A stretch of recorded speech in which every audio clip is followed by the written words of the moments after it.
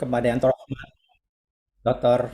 Kiai Haji Haris Akam dan teman-teman semua, serta hadirin dan hadirat yang saya hormati. Pertama-tama marilah kita panjatkan puja dan puji syukur kehadirat Allah Subhanahu wa taala yang mana berkat taufik dan rahmatnya lah kita bisa berkumpul dan bisa hadiri acara pengajian ini, kajian online Thalibul Ilmi 385 dalam keadaan sehat walafiat. Salawat dan salam tetap tercurahkan kepada junjungan Nabi Muhammad SAW, yang mana beliau lah yang membawa agama Islam dengan penuh perjuangan dan pengorbanan. Islamlah sebagai satu-satunya agama yang diridhoi Allah Subhanahu wa taala, yang mana harus kita pegang erat dan kita ikuti sampai akhir hayat kita. Amin amin ya rabbal alamin. Hadirin dan hadirat yang dirahmati Allah Subhanahu wa taala, pada hari ini alhamdulillah majelis kita akan diisi oleh Al Ustadz Kiai Haji Haris Akam SH. Beliau adalah seorang dai dan intelektual muslim yang sudah berdakwah dan mengisi baik di Indonesia Damai TV One dan Inews TV, El Sinta TV dan beberapa TV nasional lainnya.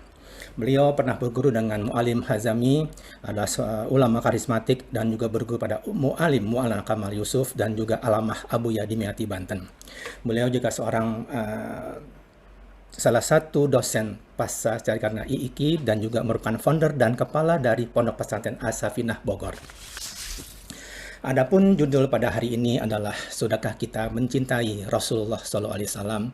Dalam riwayat hadis sahih, Rasulullah SAW suatu hari bersama dengan sahabatnya Umar bin Khattab. Kemudian Umar berujar, "Ya Rasulullah, sungguh engkau lebih aku cintai dari segala-galanya, selain diriku sendiri." Nabi SAW bersabda, "Tidak demi zat yang dan jiwa yang berada di tangannya, hingga aku lebih engkau cintai daripada dirimu sendiri." Maka Umar pun berujar, "Sekarang demi Allah, engkau lebih aku cintai daripada diriku." Sebagai muslim yang baik, sudahkah kita benar-benar mencintai Rasulullah? Seorang yang belum pernah kita temui secara langsung, belum kita lihat wajahnya berseri, namun selalu kita harapkan syafaatnya. Lantas bagaimana cara-cara cinta kita kepada Rasulullah SAW? Seorang muslim yang mengaku mencintai Rasulullah SAW, semestinya dia berusaha untuk mengikuti dan menerapkan perilaku beliau dalam kehidupan sehari-hari. Salah satu imam Al-Khadiyat Al-Yasubi pernah berujar dan berkata, "Ketahuilah bahwa barang siapa yang mencintai sesuatu, maka dia akan mengutamakan dan berusaha meneladaninya. Kalau tidak demikian, maka berarti dia tidak dianggap benar dalam mencintai, hanya mengaku-ngaku tanpa bukti nyata." Maka orang yang benar dalam pengakuan mencintai Rasulullah SAW, jika terlihat ada tanda bukti kecintaan tersebut pada dirinya, tanda bukti tersebut kepada cinta kepada Rasulullah SAW, yang utama adalah dengan meneladaninya beliau Sallallahu Alaihi Wasallam, mengamalkan sunnahnya, mengikuti semua ucapan dan perbuatannya, melaksanakan segala perintah, menjauhi larangannya, serta menghiasi diri dengan adab dan etika yang beliau contohkan kepada kita dalam sebuah keadaan yang susah maupun senang dan lapang. Demikianlah yang tadi mukadimah dari saya untuk menghadirkan rasa cinta kepada kita dalam tema ini. Rasa cinta yang harus kita hadirkan senantiasa harus dibangun agar bisa berbuah kepada kebaikan dan yang hakiki. Berdasarkan hadis di atas yang dibacakan sebelumnya, maka untuk menjadi mukmin sejatinya kita harus mendapatkan rasa cinta pada Rasulullah di atas semua makhluk lainnya. Nah, apa yang dimaksud dengan cinta pada Rasulullah? Dan sudahkah kita memiliki dan membangunnya? Mari kita dengarkan ceramah rohani dari Al Ustadz Dr. Kiai Haji Haris Akam pada siang hari ini. Kepada Ustadz dipersilakan secara hormat. Baik, terima kasih. Assalamualaikum warahmatullahi wabarakatuh. Waalaikumsalam.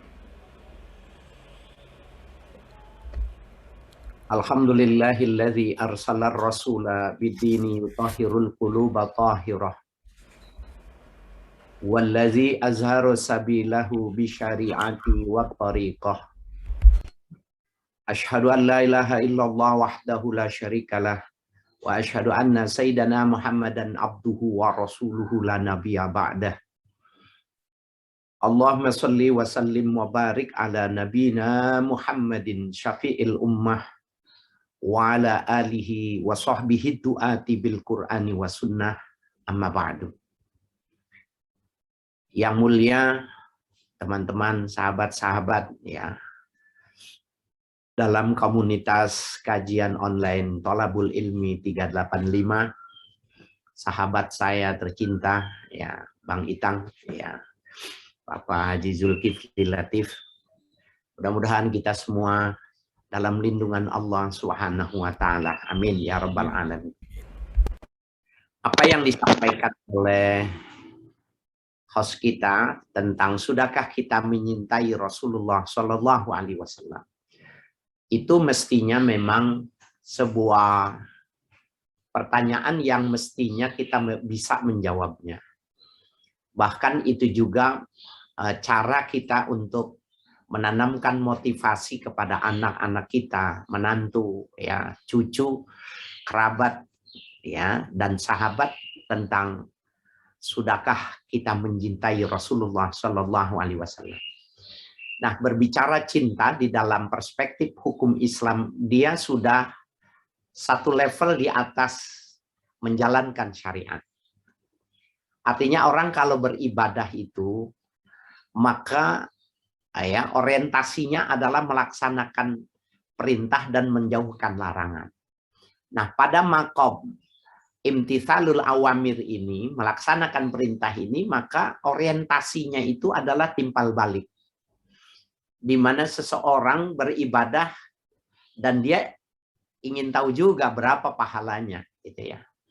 Maka disebutkanlah di dalam beberapa hadis, ya, di dalam Al-Qur'an, man jaa bil hasanati falahu asyru amsalihha. Barang siapa yang melakukan satu kebaikan, ya, di dalam Al-Qur'an dikatakan akan dibalas 10. Di dalam hadis bahkan sampai ya ila sab'ati mi'ati di'fin. Sampai dengan 700 kali lipatannya. Ila ad'afin katsira, sampai lipatan yang tidak terhingga. Nah, 700 level yang lebih tinggi dari 10 yang sudah ditetapkan secara general sampai ad'afan katsira, maka itu makomnya bukan lagi makom imtithalul awamir. Itu sudah makomnya makom mahabbah, ya, makom kecintaan. Nah, inilah makom kecintaan ini yang sedang kita ingin bicarakan. Jadi dia ketika dia beribadah itu bukan lagi menjalankan syariat. Orientasinya itu bukan melaksanakan perintah nabinya, tetapi kecintaan kepada Allah, kecintaan kepada Rasul Shallallahu alaihi wasallam. Ya, jadi ada makom syariat, kemudian ada makom mahabbat, ya, nanti yang terakhir adalah makom ridha, ya. Nah, itu makom yang sudah luar biasa, di mana kedudukan seseorang itu sudah tidak lagi mementingkan apakah nanti setelah wafat masuk surga atau masuk neraka. Bagi orang yang semacam ini sudah tidak penting. Ya, jadi kalau makom mahabbah yang sedang kita bicarakan ini, yang penting bersama Rasulullah. Ya, yang penting mendapatkan kecintaan Rasulullah. Nah, di atas itu ada lagi makom yang terakhir adalah makom ridha, ya, makomul murtada, ya, makom yang diridhoi, yang digambarkan radhiyallahu anhu wa radu'an. Itu makom yang tertinggi. Di atas mahabbah, boleh nanti kajian berikutnya dikaji, ya, dijadikan materi host kita ini untuk para asatiz, para ulama di Jakarta ini untuk memberikan kajian itu setelah mahabbah ini. Ilustrasi tentang gambaran tingkatan level itu tadi, ya, tentang syariah, mahabbah dan ridho itu atau maqamul murtada, yaitu ketika digambarkan dalam ungkapan seorang Rabi'ah al-Adawiyah. Rabi'ah al-Adawiyah ini adalah seorang sufi wanita, sufiyah, ya, seorang muslimah sufiyah yang sangat masyhur sehingga perkataannya itu ditulis oleh para mutasawwifin. Kalau kita baca kitab-kitab tasawuf, maka kita tidak akan, ya, bisa melepaskan perkataan dari Rabi'ah al-Adawiyah ini. Nah, beliau mengatakan a'budullaha lillahi khalisan. Ya, aku beribadah kepada Allah itu murni. La khaufan an wuqu'il nar, bukan karena takut akan dilemparkan ke neraka. Ya, beliau juga bukan mengatakan la roja'an ilal jannah, bukan juga ingin masuk ke dalam surga. Subhanallah. Beribadah tidak takut dilempar ke dalam neraka, tidak penting dimasukkan atau tidak ke dalam surga. Hanya melakukannya ikhlas kepada Allah. Nah, orang yang ikhlas kepada Allah dalam aktivitas, ya, keseharian dia, cara pandang dia, ekspresi imannya dia, itu tidak bisa lahir begitu saja ketika di dalam, ya, pemahamannya dia, mindset tentang cintanya tidak ada. Nah, di dalam tafsir At-Tabari, ya, tafsir yang bernuansa ma'thur, artinya tafsir yang nuansanya itu penafsirannya berdasarkan hadis-hadis Nabi dan perkataan athar para sahabat, dijelaskan di dalam tafsir At-Tabari bahwa pengikut Nabi Isa, ya, yang ada pada zaman Nabi, mereka mengeluh-elukan Nabi Isa alaihissalam hubban aziman li Isa. Mereka begitu sangat cintanya luar biasa kepada Nabi Isa untuk memberikan ketegasan nggak mungkin ikut Muhammad. Gitu.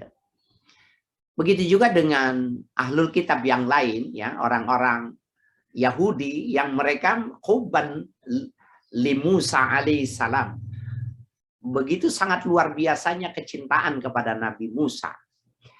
Nah, di kalangan Bani Israel ini yang menerima kitab dari Allah dan utusan dari Allah ini, mereka tidak bisa menerima Muhammad SAW dari lantaran pengakuan mereka itu kecintaannya luar biasa kepada junjungannya, yaitu kepada Nabi Isa dan Nabi Musa.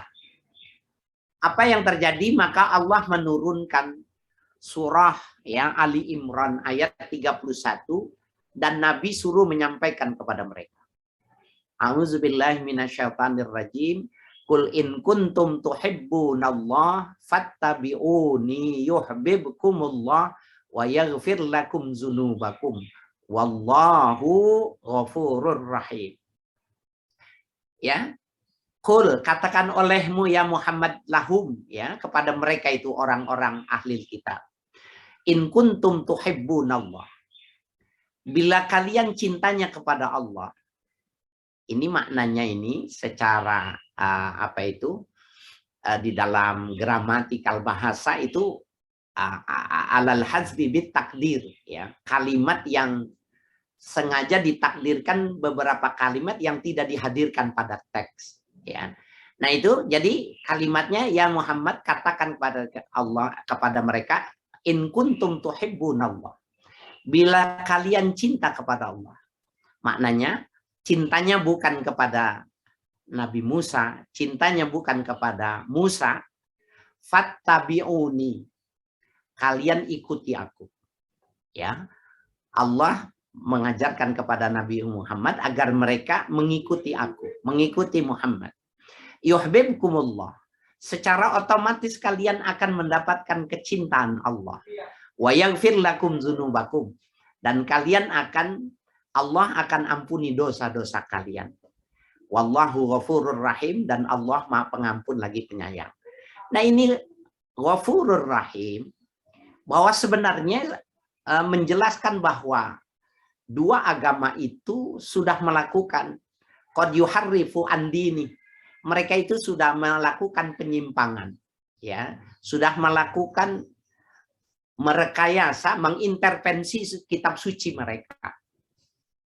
Nah, untuk menjelaskan tentang seberapa jauh intervensi mereka, ya, terhadap kitab-kitab suci yang digambarkan di dalam Al-Quran, ya, pada surah yang dimaksud itu tadi, mungkin Bapak-Bapak, saudara sekalian bisa mengikuti, ya, YouTube-nya Irene Handono yang seorang biarawati, bisa menunjukkan halamannya, ya, kemudian pasal berapa di dalam Injil, Perjanjian Lama, kemudian bagaimana konsep Al-Quran, surah apa, ayat berapa.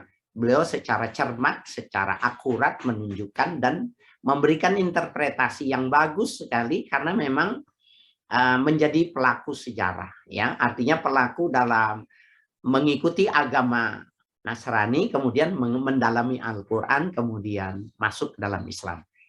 Dan kita juga udah tahu ada televisi swasta yang menayangkan tentang secara berkala dari ya kajian yang dilakukan Ibu Irene Handono itu tadi.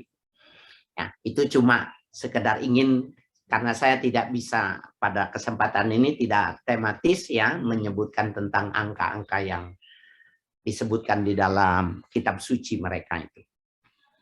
Baik.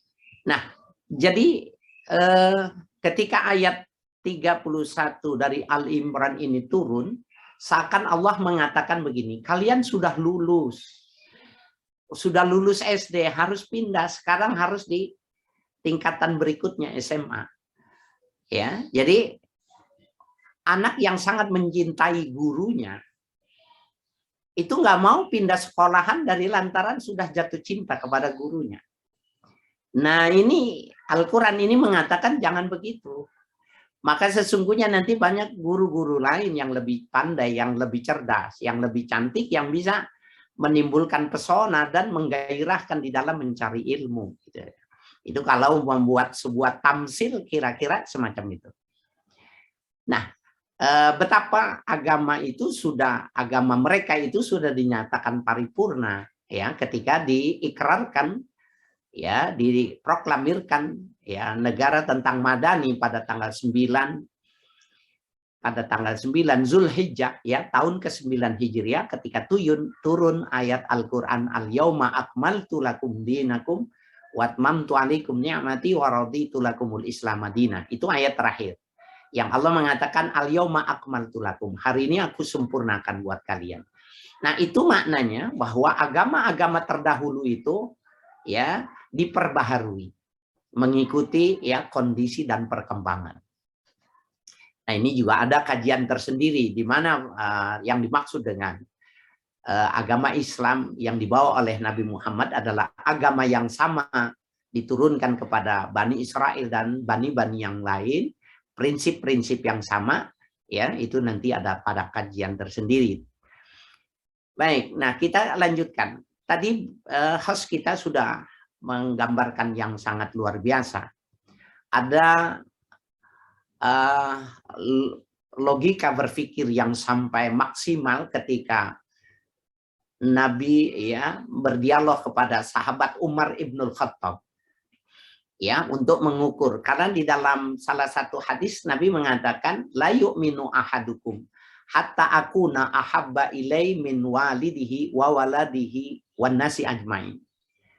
Tidak akan sempurna keimanan seseorang sehingga aku lebih dicintainya ketimbang ayahnya, ketimbang anaknya, dan manusia secara umum. Artinya kalau dia punya bos, dia punya istri, siapapun dia, itu tidak melebihi dari kecintaannya.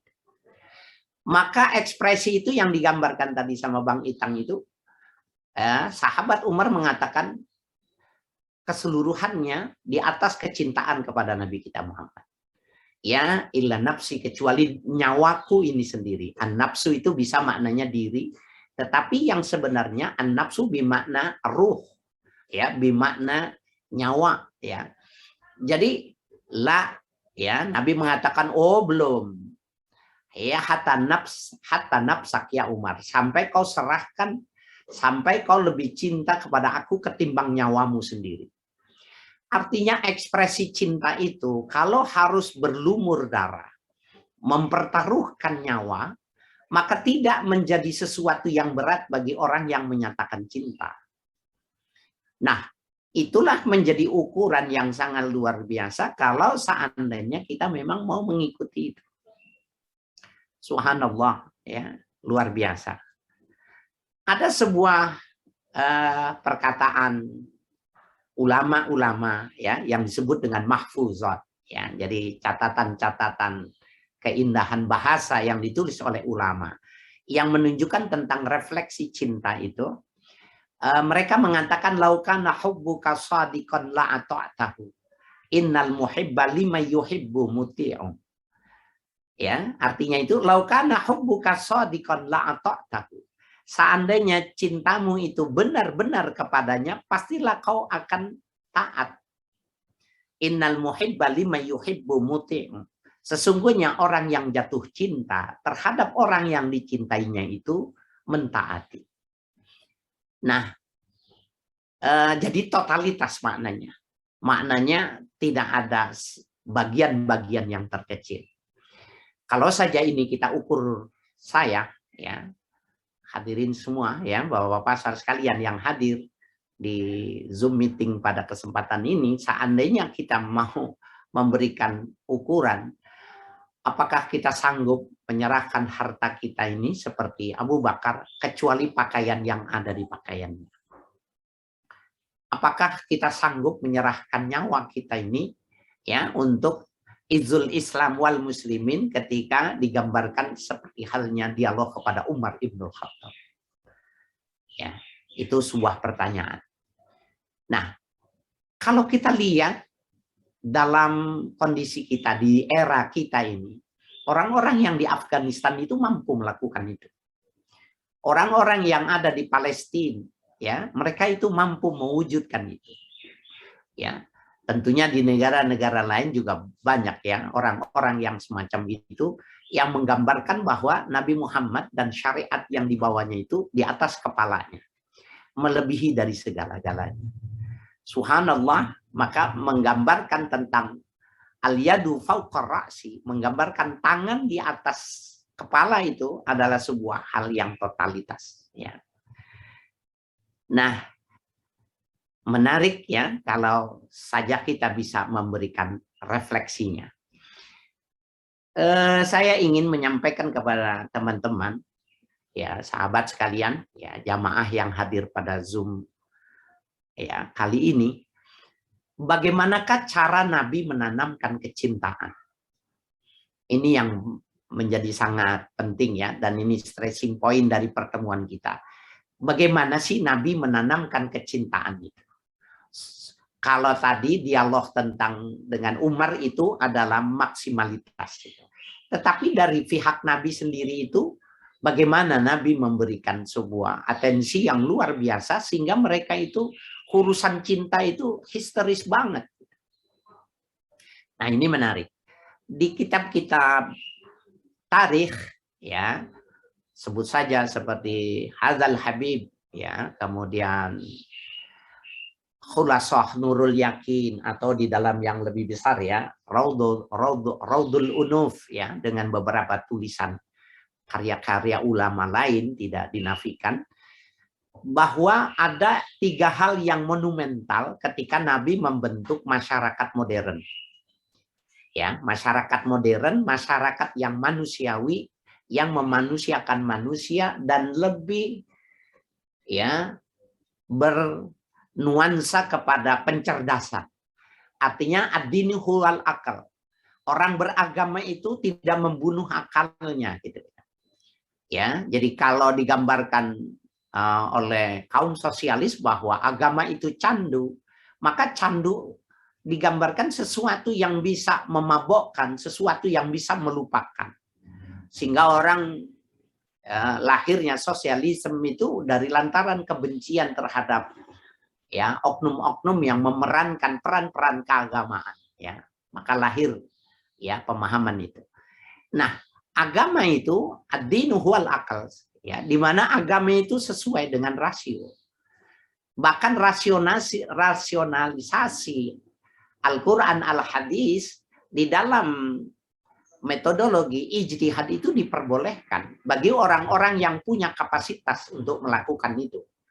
Karena ketika itu tidak bisa diberikan, ya, pintunya tidak terbuka, maka banyak hal yang tidak terjawab. Sebagai contoh, ya, ada orang yang kaget ketika di masa pandemi bahwa ketika ibunya dibuka, ternyata ibunya itu masih menggunakan daster dari rumah sakit, sudah dibungkus dengan plastik, ya, kemudian dikasih peti, disolatkan ala kadarnya, kemudian kubur. Anak ini nggak suka, kemudian dibuka peti itu, disobek, ya, plastiknya itu, dimandikan. Kemudian ketika dimandikan, ya dikebumikan seperti biasa, hanya 1 minggu dia terpapar COVID-19 dan meninggal di hari ke-7 mengikuti ibunya. Nah, pertanyaannya memang boleh mayit tidak dimandikan, ya, pakai dasar dibungkus dengan plastik. Nah, ini kalau saja pintu ijtihad tidak terbuka, maka ini tidak bisa terjawab. Belum lagi begitu luar biasanya ya perkembangan teknologi, ya, bahwa Australia sudah membuat produk susu murni di mana menggunakan sel aktif dari sapi itu kemudian dikembangkan menjadi susu yang paling murni tanpa memotong sapinya. Kalau kita ke Singapura itu di kafe kita sudah dihadirkan ya nugget-nugget yang asik dibuat dari ayam, ya, sel aktif ayam kemudian dikembangkan di inkubasi dalam nutrisi dan makanan yang cukup sehingga dia mengembang menjadi mikroba baru dan berkembang kemudian dijadikan nugget. Mereka mengatakan inilah produk daging pabrik yang paling manusiawi dan paling berperi kebinatangan. Karena ayamnya tidak disembelih, tetapi sel aktifnya bisa dikembangkan, rasanya sama, nutrisinya, kandungannya sama, tetapi ayamnya tidak disembelih. Susunya bisa dibikin yogurt, kandungannya sama, tetapi sapinya tidak perlu disembelih. Nah, pintu ijtihad ini, tentunya pintu syariat ini harus dibuka. Nah, orang-orang yang menyintai Rasulnya, dia akan mendalami pada ya sebagai bagian dari sebuah ijtihad yang untuk menjawab masalah itu tadi. Nah, itu yang dimaksud dengan ya, kecintaan dalam perspektif Islam itu yang punya dimensi keilmuan, ya semacam itu. Kalau tidak ada kecintaan, maka orang akan menunggu dan mereka akan makan-makan saja tanpa harus ya, mengetahui itu halal apa enggak. Sampai dengan saat ini, ya hari ini sampai dengan hari ini belum ada fatwa dari Majelis Ulama tentang 2 produk yang saya sampaikan itu halal apa tidak. Ya, sementara itu sudah ada ya di airport Singapura, ya kalau di Australia sudah itu ada tempat-tempat yang ada cornernya tersendiri, luar biasa itu ya di kafe-kafe terminal bandara mereka. Nah, Bapak-Bapak sekalian yang berbahagia, maka ada 3 hal yang menarik ya yang dilakukan oleh Nabi. Yang pertama, Nabi mengatakan yang dibangun adalah masjid, ya, bina'u masjid. Jadi pertama datang ke Madinah, mau membangun masyarakat madani, masyarakat yang modern, sehingga nanti disebutnya dengan Madinah. Sebenarnya Madinah itu bukan nama kota. Dia adalah konsep kemasyarakatan yang dilakukan oleh Nabi. Jadi sistem masyarakat madani yang tinggal di Madinah. Ya, kira-kira begitu. Memberikan ketegasannya itu ada banyak hal, tetapi yang prinsip itu 3, yang sangat monumental itu 3. Yang pertama adalah bina'u masjid. Nah, yang dibangun dengan masjid di sini adalah bukan maknanya secara fisik kalau untuk kita artikan sekarang. Kalau kita di Papua, kalau kita di Kalimantan Utara, Kalimantan Timur, bisa jadi maknanya masjid bimaknal kalimah. Memang masjid artinya masjid. Gitu. Tapi kalau kita di Jakarta ini, masjid tidak diartikan masjid. Maka kita harus menafsirkan masjid di sini bukan makna tekstual, tetapi makna kontekstual.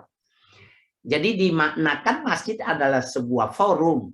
Ya, model kelompok Bapak-Bapak ini, saudara sekalian, Tholabul Ilmi 385. Jadi sarana yang memediasi pertemuan secara berkala terus-menerus menyangkut urusan apapun dibahas di situ. Bagaimana tholabul ilmi, bagaimana memberikan donasi terhadap perkembangan Islam di luar maupun di dalam dan lain sebagainya. Itu ya yang dimaksud dengan masjid. Nah, ini menarik nih Bapak sekalian. Di dalam Islam itu, dalam manhaju fahmil hadis, metodologi memahami hadis itu apabila tidak bisa diartikan secara tekstual, maka harus diartikan konteksnya. Ya, kalau tidak maka berbahaya dan itu sangat meributkan, ya. Seperti masjid ini. Apakah kita yang hadir yang sudah berhasil ya dari kelompok Thalabul Ilmi 385, berapa orang jumlahnya kemudian bikin masjid semua di Jakarta ini, maka menjadi mubazir. Nah, dia tidak diartikan secara tekstual tetapi kontekstual. Saya buat perbandingan ketika orang gagal memahami teks dan konteks ini. Di masyarakat itu ada masjid-masjid yang ketika peralihan kepengurusannya yang tidak sewarna dipecat semua. Khatib-khatib yang tidak berjenggot semua dipecat semua. Nah, ini berangkat dari sebuah pemahaman yang tekstual dan berbeda dengan yang kontekstual. Pokok masalahnya tuh gini, saya pembanding dulu. Ya, buat perbandingan. Nabi mengatakan khaliful musyrikin khasyus sawarib wa fudliha. Kalian hendaknya tidak boleh sama dengan orang-orang musyrik. Khasyus sawarib, potong kumis kalian, wa fudliha, panjangkan ya urai jenggot kalian. Nah, teman-teman kita, saudara-saudara kita di sebelah mengatakan perintah Nabi itu tekstual. Apa perintah teksnya? Potong kumis, piara jenggot. Maka itu sunnah Nabi, bahkan mengatakan tidak ada harga mati, tidak bisa ditawar-tawar. Harus, dan ini identitas. Nah, sementara ulama yang lain mengatakan bahwa hadis ini bukannya tekstual, tapi kontekstual. Karena dipahami sosiologi kemasyarakatan kala itu, kaum musyrikin dan ahlul kitab kala itu demen ya membuat kontes yang paling panjang, yang paling besar kumis. Dan itu bertahan sampai sekarang di Eropa.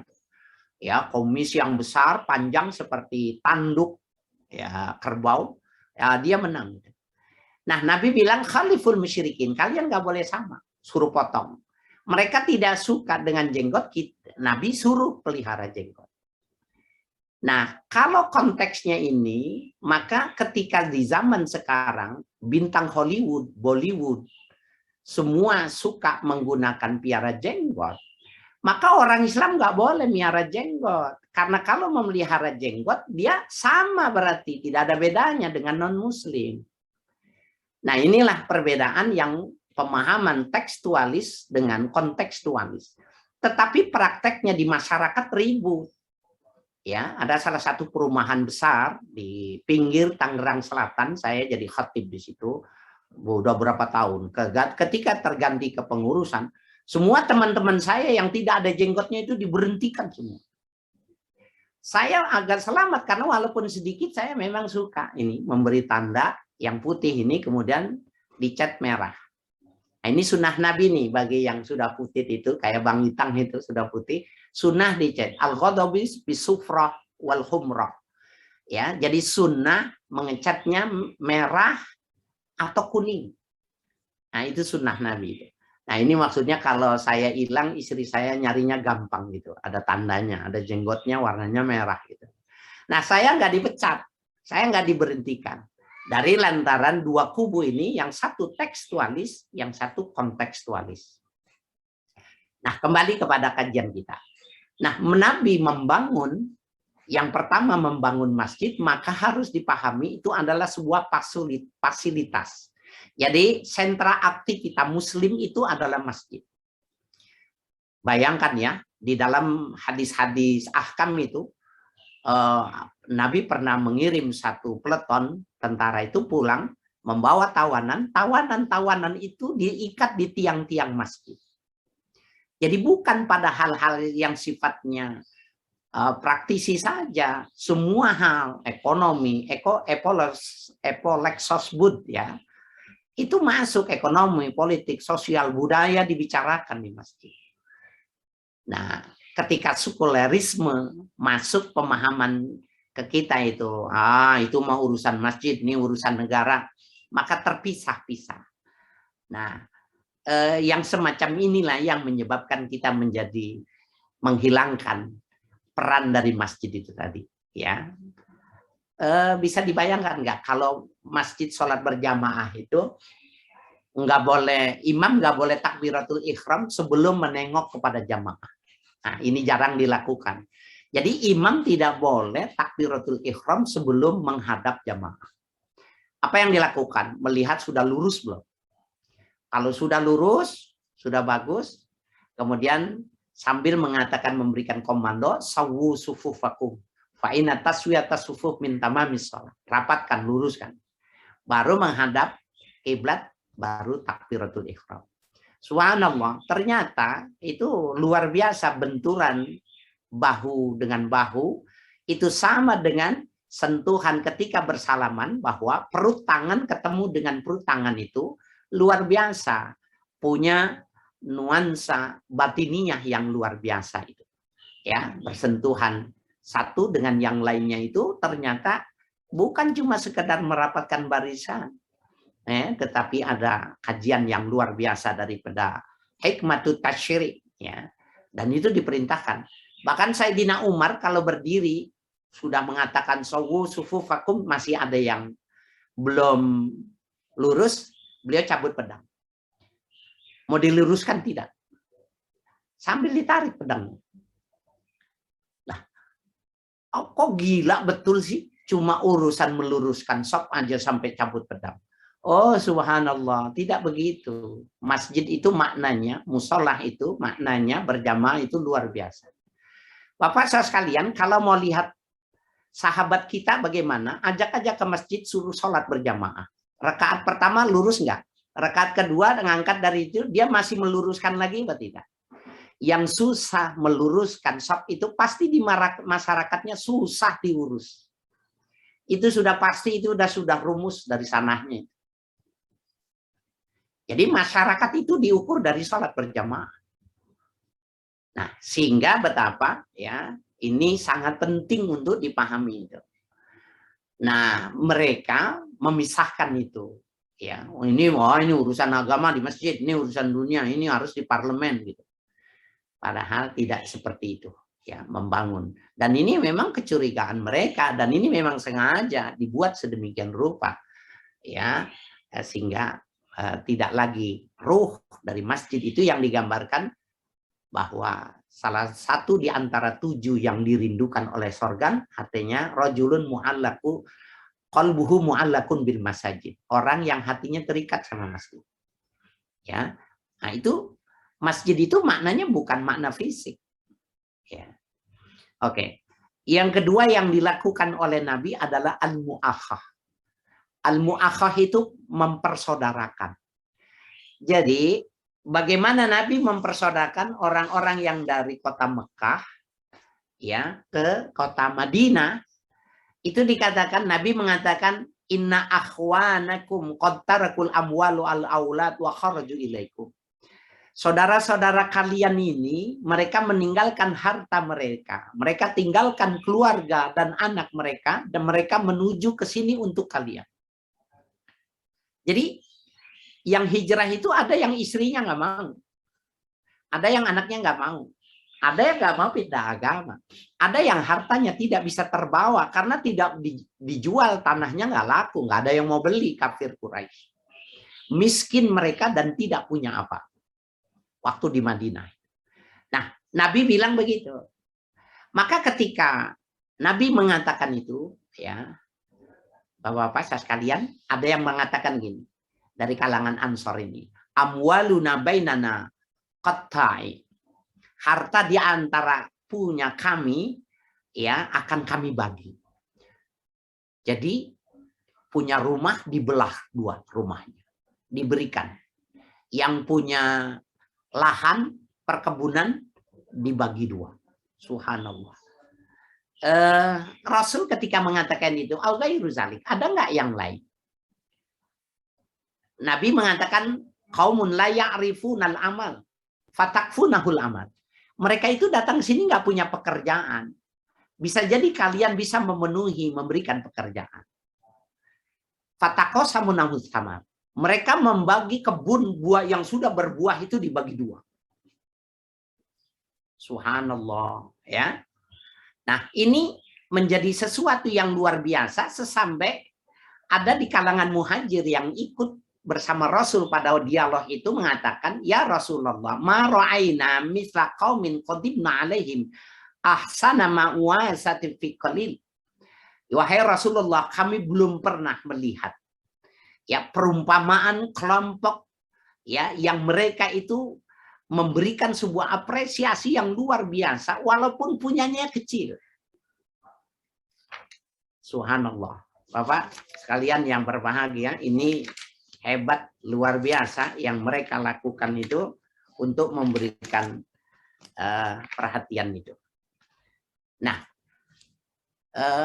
ini yang terakhir ini. Mudah-mudahan kalau ada kaum ibu tidak terburu-buru ya menafsirkannya, terburu-buru a priori. Ini yang menarik nih. Ada di kalangan yang muhajir ya, yang ditawarkan oleh yang Ansor ya, kekerabatannya yang baru di Ansor itu ya. Mungkin saya kasih gambaran gini. Abu Bakar dari kota Mekah itu dipersaudarakan dengan orang Ansor Madinah, Kharijah bin Zahir. Kemudian Abdurrahman bin Auf dari Mekah disaudarakan kepada Sa'ad ibnu Rabi. Ya, kemudian Umar ibnul Khattab dari Mekah dipersaudarakannya dengan Utban bin Malik. Kemudian Utsman bin Affan itu dipersaudarakan dengan Aus bin Sabit. Ya. Kemudian Tolha bin Ubaidillah ya, dari Mekah dipersaudarakannya kepada Ka'ab bin Malik. Kemudian Salman Al-Farisi dari Mekah dipersaudarakannya dengan Abu Darda. Bilal bin Rabah dari Mekah dipersaudarakannya dengan Abu Ruwaihah. Begitu semuanya dipersaudarakan. Dan inilah yang dikagumi oleh dunia barat, kemampuan menjadikan dua suku, menjadikan dua kubu ya yang berbeda dalam semua halnya itu dipersatukan dalam sebuah agama. Nah, apa yang tadi saya katakan, mohon maaf supaya ibu-ibu tidak merasa cepat-cepat a priori itu begini. Ada di antara mereka ketika dipersaudarakan itu, ada yang diberi tanah, ada yang beri rumah, ada yang menawarkan gini. Ya akhi, unzur ila ajaban nisa'i ilai. Wahai saudaraku, coba kau lihat istriku yang cantik, yang mana yang menarik bagimu. Utallikuha, aku cerai dia. Faizan tahat iddatuha tazawwajtaha. Nanti kalau sudah selesai iddahnya, aku ongkosi kau menikah kepadanya. Subhanallah. Kita bersaudara nggak nyampe hal-hal yang privasi barangkali ya. Yang sifatnya pribadi kita nggak akan sampai. Hebatnya Nabi mempersaudarakan, mereka ada yang menyatakan. Utallikuha, aku cerai, aku talak 3. Karena apa? Kalau talak 3 itu nggak bisa kembali. Sehingga saudaranya mau gitu loh. Mau menikahinya karena dia nggak mungkin rujuk. Faizan iddataha tazawwajtaha. Nanti kalau udah selesai, aku biayai kau menikah kepada. Nah, ketika sebuah dialog yang beradab, maka orang bertanya, kok sampai sejauh itu? Apakah catatannya tentang mereka itu bagaimana? Berapa yang melakukan itu? Jawabannya 0%. Tidak pernah ya diterima dari lantaran orang-orang Ansor menawarkannya itu dengan adab. Seakan dia mengatakan nyawanya kalau perlu dibagi 2. Sampai istrinya pun seperti itu. Tetapi orang-orang muhajirin juga menerimanya dengan adab. Sehingga dia tidak akan menerima pemberian yang melebihi dari hal-hal yang sangat privasi semacam itu. Dan itu tidak diterima dan tidak pernah ada terjadi yang sejauh itu. Saya cuma ingin mengatakan fakta sejarah ini luar biasa. Artinya bahwa sejarah tentang mereka ini dibangun oleh Rasul dengan perkataan yang luar biasa, membentuk hal yang luar biasa pula. Ya. Dan yang ketiga yang dibangun oleh Rasul adalah bina usuk. Suk itu pasar. Nah, pasar tentunya untuk kondisi sekarang sama seperti masjid. dia tidak bisa diartikan dalam pengertian yang tekstual. Karena pemerintah sudah cukup di Jakarta, di kota-kota besar, ya bahkan pihak swasta mallnya sudah luar biasa, banyak sekali. Maka sub di sini adalah membangun masyarakat ekonomi. Nah ini kelompok ya Tholabul Ilmi 385 ini sebenarnya memainkan ini yang lebih dominan, yang lebih diharapkan untuk memberikan atensinya. Kenapa begitu? Kalau kita lihat di dalam hadis-hadis ahkam bahwa Nabi itu menekankan dalam jual beli itu berdasarkan Al-Quran itu antara din bainakum. Ya, antara din bainakum. Ada keridoan antara pembeli dan penjual. Jadi betapa hubungan komunikasi ini terbangun dengan dasar agama. Saya sekarang ini kalau kita perbandingkan dengan masyarakat liberal ya, masyarakat perdagangan bebas itu begini. Yang mereka memainkan perannya itu dengan dasar ini kebebasan pasar itu begini. Saya sudah berpuluh tahun itu mengkonsumsi vitamin C merek tertentu dan itu mudah didapatinya di di apotik ya, tidak perlu apotik besar, bahkan di Alfamart, Indomart itu ada, harganya cukup dengan kantong. Tetapi ketika pandemi ya, itu vitamin C yang merek yang saya pakai itu tidak ada di pasaran, tidak ada. Lalu kalau kita lihat harganya ada di online, barangnya itu juga, bahkan isinya tidak lebih banyak. Harganya berapa kali lipat ya? Harganya 7 kali lipat dari harga yang sebenarnya. 7 sampai 10 kali lipat. Nah, di dalam hukum Islam itu haram. Ya, di dalam hukum Islam itu haram. Karena harus ada regulasi yang menyatakan batas minimal dan maksimal harga. Tetapi mereka mengatakan itu seni berdagang dan itu memahami peluang bisnis. Bagi mereka luar biasa, itu kesempatan untuk kaya raya. Menurut kita haram. Dan ini tidak serasi, tidak harmoni dalam sebuah kebangsaan. Ya, kita haram melakukan mereka seni berdagang. Peluang bisnis untuk cepat kaya.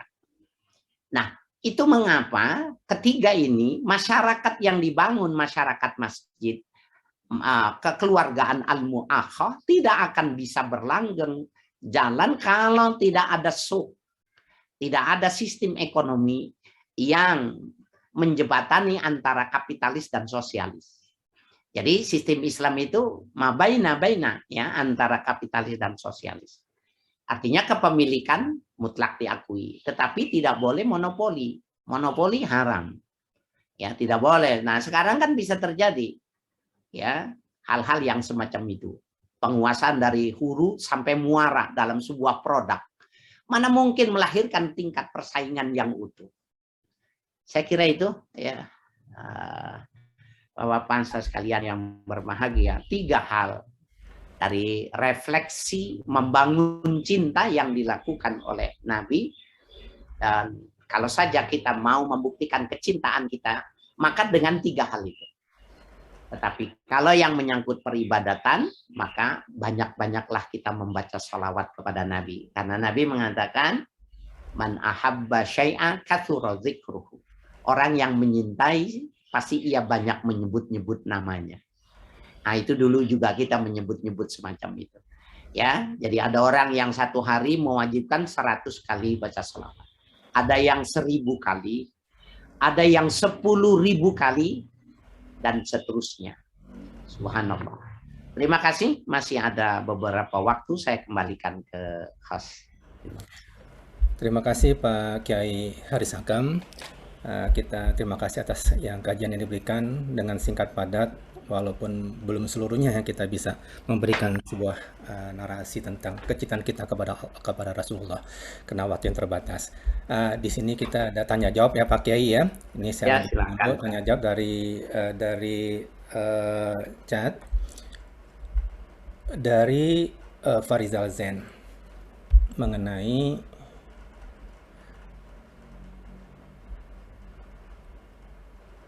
Ustadz, kecintaan kepada Rasul diwujudkan dalam jalankan sunnah. Tapi ada yang ekstrim menganggap semua yang dijalankan Nabi adalah bid'ah. Padahal banyak yang hal baik dalam doa dan lain-lain yang tidak dilakukan Nabi tapi bukan bid'ah berdasarkan ijtihad ulama. Juga kias dari sunnah. Apa begitu tafsir tentang sunnah? Ya, baik. Ini tadi saya sudah kasih contoh ya. Mereka memahaminya itu tekstual. Kita memahaminya kontekstual. Ribut. Dan itu dari dulu memang sudah menjadi warisan itu, dua pemahaman itu. Dan kubunya ini, madhabnya ini sama-sama mempertahankan diri. Itu rumit sekali. Bayangkan saja tahun 70-an, orang NU sama Muhammadiyah itu ributnya keras. Enggak sah lo sholat di sana enggak pakai kunut. Dan bid'ah lo kalau pakai kunut, dihantam oleh Muhammadiyah dan lain sebagainya. Toh akhirnya sekarang udah melalui proses pendewasaan, mereka bisa bekerja sama. Yang tidak kunut, tidak mengangkat tangan, yang kunut tetap berjalan. Menjadi sebuah toleransi yang cantik. Ya, semua memelihara pemahamannya, tetapi tidak ribut. Dan 4 mazhab itu mereka juga tidak ribut juga ketika berbeda pandangan. Salah satu yang paling ekstrim, perbedaan pendapat Imam Syafi'i kepada gurunya, Imam Malik ya bin Anas radhiyallahu anhu. Imam Syafi'i mengatakan anjing babi itu najis mughalladzah. Dicucinya berdasarkan hadis itu harus 7 kali dan harus dicampur salah satunya dengan tanah. Sehingga secara ekstrim dikatakan ini adalah najis besar, najis mughalladzah. Kata Imam Malik, kata gurunya tidak, anjing itu suci. Cuma tidak boleh dimakan, dipelihara itu suci. Liurnya tidak masalah, kulitnya tidak masalah, sehingga boleh berburu di dalam Islam. Asal sudah dibacakan bismillah, maka nah biasanya anjing itu taruhlah menangkap kijang, digigit lehernya. Nabi tidak mengatakan potong lehernya itu yang digigit oleh anjing, kemudian kasihkan anjing, sisanya yang bersih kalian makan. Tidak begitu, kata Imam Malik. 7 kali membasuh, menurut Imam Malik itu adalah amrun ta'abudi. Apa itu amrun ta'abudi? Perintah yang semata-mata ya berdimensi ibadah. Kalau disuruh cucinya 7 kali, cuci saja 7 kali.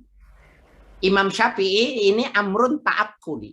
Perintah ini harus dipikirkan, diijtihadi. Kenapa mesti 7 kali? Karena ini jangan-jangan najis yang besar. Nah, ini tapi tidak mengkafirkan, tidak terjadi takfiri antara guru sama murid, dan mazhabnya berkembang sampai sekarang. Maroko, Afrika semuanya, Mesir, banyak yang bermazhab Maliki. Ya, tetapi di Asia Tenggara, ya Indonesia, Malaysia, ya, Brunei, Thailand dan sebagainya mazhab Syafi'i. Ya, kemudian orang Abu Hanifah hidup yang di India, di Pakistan dan sebagainya, hidup nggak ada yang mengkafirkan. Nah, sempalan mereka ini yang sekarang ini ya dari kelompok sempalan saudara-saudari kita yang mengatakan mereka kelompok Salafi, mereka yang menyatakan itu. Waduh, saya Bapak-bapak saudara sekalian, mohon maaf ya. Saya kalau di jalan itu, saya nyetel radio itu, radio mereka. Itu kitab-kitab karya Imam Ghazali itu disuruh bakar. Karena gara-gara ada beberapa hadis yang menurut mereka itu hadis dhaif. Cuma persoalan itu saja, argumentasi itu sampai mereka mengatakan seperti itu. Nggak perlu mempelajarinya. Ya, dan boleh saja kalau ada yang mau membakarnya. Kejam. Ya, padahal ya tadi satu hadis saja bisa dipahami dengan 2 pendekatan itu. Pendekatan tekstual dan pendekatan kontekstual. Nah, sekarang ini tentang ya senjata yang mereka membuatnya itu gini, kalimat yang mereka. Jadi dicetak dalam satu buku, judulnya itu Laukana khairan lasabakuna ilai. Kemudian ini ditranslate ke dalam bahasa Indonesia, sudah dicetak. Cuma belinya saya nggak tahu nih, belinya di mana gitu. Tapi di kelompok mereka bisa dibeli. Seandainya sesuatu itu baik, maka mereka lebih dahulu mengerjakannya. Itu judulnya itu. Nah, inilah kaedah untuk mengukur Maulid Nabi, Isra Mi'raj, tahlilan, apa saja dah, ulang tahun. Laukana khairan lasabakuna ilaih. Seandainya itu yang disebut itu baik semua, pastilah mereka, yang dimaksud para sahabat, tabi'in sudah melakukan lebih dahulu dari kita. Pertanyaannya, mereka bikin tidak? Maulid, Isra Mi'raj, tahlilan. Tidak, berarti itu bid'ah. Ukurannya itu. Nah, sekarang kata itu dari mana sebenarnya? Ternyata itu ayat Quran. Di dalam Al-Quran itu adalah perkataan orang-orang kafir Quraisy yang mengatakan kepada Nabi, laukana khairan lasabakuna ilaih. Kalau Muhammad itu benar, pastilah mereka lebih unggul dari kita. Ternyata yang jadi memegang pemerintahan kita, yang kaya kita, Muhammad itu apa? Dan kita lebih banyak. Maka mereka menggunakan logika berpikir yang semacam itu. Nah, itu perkataan orang musyrikin untuk Nabi Muhammad sekarang dijadikan untuk ya mengatakan itu kepada saudara-saudara muslim. Laukana khairan lasabaquna ilaih. Ini memang menjadi perlu kesabaran. Kita tidak perlu emosi, tidak perlu tegang. Kita harus mensikapinya dengan kedewasaan. Mudah-mudahan kasusnya nanti seperti ya tahun 70-an antara Muhammadiyah dengan NU tentang usolli, tentang kunut dan lain sebagainya. Kita sudah lihat beberapa hal yang dilakukan oleh orang-orang yang punya kapasitas untuk itu. Ada sebuah BUMN yang melakukan serangkaian acara dalam 1 bulan. Kemudian pengisi acaranya mereka semua kecuali 1 orang dari pengurus Majelis Ulama Indonesia. Ini teman saya di Damai Indonesia. Ternyata ini dibredel. Ya, karena ternyata 1 orang yang ketua MUI ini hanya dijadikan jontrot, hanya dijadikan sebuah tameng saja bahwa sebenarnya dia mau melakukan pola pendekatan dan pembentukan itu tadi. Nah, pola pembentukan yang saya maksud itu tadi, kalau mereka sudah pegang kepengurusan masjid, dikeluarkan semua yang tidak sepaham. Ya, jadi kalau kita, Bapak-bapak ada yang penasaran, saya antarkan ke tempat beberapa masjid yang dikeluarkan semua yang tidak ada jenggotnya. Mau pinter, mau profesor, dokter, kalau nggak ada jenggotnya dikeluarkan. Nah, jadi kembali lagi kepada pemahaman tentang bid'ah, membid'ahkan itu, ini menjadi sesuatu yang perlu kebijakan, kearifan, ya kita mensikapinya. Yang jelas buat kita, ya yang jelas buat kita jangan seperti mereka. Itu yang penting. Jangan keras, jangan menyebabkan kita terbelah, dan jangan dipecat, jangan diberhentikan ketika mereka sudah menjadi bagian dari sebuah masjid umpamanya. Mudah-mudahan ini lama-kelamaan akan terjadi kasus seperti tahun 70-an ya. Saya kira itu jawabannya untuk ya penanya pertama. Ya, pertanyaan kedua, Pak Kiai ya. Ini mungkin tadi saya baca hampir sama dengan pertanyaan yang selanjutnya, tapi saya rangkum aja Pak Kiai ya. Pertanyaannya adalah, izin Pak Ustadz, saya sering menemui guru-guru saya yang mengekspresikan cintanya pada Rasulullah dengan membaca salawat yang banyak dan juga qasidah. Qasidah seperti qasidah burdah dan dail qairat. Tapi ada yang mengatakan ini bid'ah dan tidak boleh dalam Islam karena tidak dicontohkan oleh Nabi. Apakah ini suatu yang baik atau memang harus kita tinggalkan? Ini yang saya kaitkan dengan pertanyaan yang sebelumnya. Seperti syair ya Robi bil Mustafa barik madon sidana wafir lana mamadau. Seperti itu Pak Kiai ya, yang ininya selalu dibuka oleh sebuah majelis, baik di Indonesia, baik di Asia, baik di Timur Tengah, selalu dalam pengajian itu selalu membuka dengan pengajian Robi bil Mustafa. Bagaimana Pak Kiai tanggapannya mengenai tentang hal ini? Ya, baik. Itu ada semua itu yang diucapkan sama Bang Itang itu ada di dalam satu kumpulan qasidah. Qasidah itu bahasa Arab, dia nasyid, jadi kumpulan syair-syair yang menjunjung, mengungkapkan rasa cinta kepada Nabi kita Muhammad SAW. Namanya qasidah. Kalau ada juga nanti ada nasyid, ya, nasyid, sehingga kita kenal ada kelompok nasyidaria, itu adalah syair-syair ungkapan cinta yang secara umum.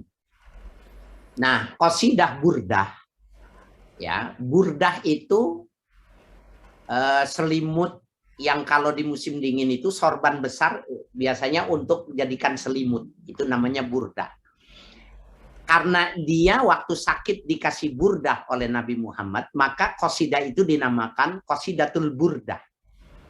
Nah, itu kisahnya itu begini. Imam Al-Busiri ini, pengarang ini, Busiri muda, Busiri kecil sampai Busiri muda adalah orang yang lumpuh, ya, polio, kakinya tidak bisa jalan.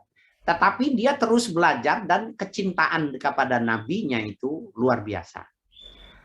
Lantaran dia sangat menguasai sastra dan dia pandai membuat syair-syair, maka kecintaannya itu sambil menangis itu dituliskan di dalam sebuah kumpulan syair. Dulu belum ada namanya itu. Ketika pada masa-masa kecintaan itu sampai tidak tidur, kecintaan sampai kurang tidur, kurang makan, kurus badannya, kecintaannya. Suatu saat dia dalam tulisannya itu dia tertidur. Ketika dia tertidur, datang Rasulullah menjumpainya. Singkat cerita, kemudian burdah yang sedang dipakai oleh Nabi itu, sorban besar itu, ditutupinya ke kakinya. Dan ketika dia bangun, keberkahannya itu, dia bisa jalan. Maka qasidah itu oleh ulama diabadikan, ya, sebagai sebuah karya yang monumental yang mengungkapkan bahasa sastra yang tinggi, kecintaan. Nah, oleh kelompok Salafi ini bid'ah karena banyak kata-kata yang mendudukkan Nabi Muhammad itu seperti Tuhan yang memberi rezeki, yang memberikan kelapangan, yang membebaskan. Nah, redaksi-redaksi itu yang oleh mereka ini dianggapnya syirik.